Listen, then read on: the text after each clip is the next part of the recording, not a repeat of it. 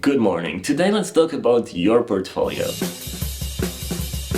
You know what the definition of insanity is? It's doing the same thing over and over again and expecting different results. What happens when you created your portfolio, you sent it out to 100 different recruiters or companies, and you get no response? Should you continue sending it? Well, I don't think so. If you've been through any UX course, you probably know the importance of research in user experience, right? So why don't you use some of these research techniques on your portfolio to figure out what the problem is? Why aren't they responding? Why are they ignoring you?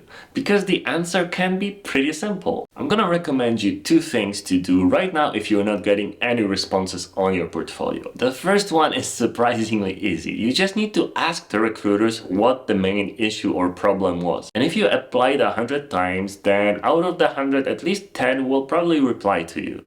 And that should give you enough feedback to understand what to change, modify, what to showcase or make more prominent, basically what to do to make your portfolio better. But of course, people can be way too nice sometimes and they might not give you the full story. So for that, you can use tools like Hotjar or Beusable to figure out what people are doing on the site. Then you'll have click maps and heat maps showing their attention spans and where the attention is going. And you might realize that nobody's even clicking into your case studies at all. And that might mean that maybe your thumbnails are not interesting enough or attractive enough. Try to modify those and see what happens. Send out a couple more applications and see if anything changed for the better.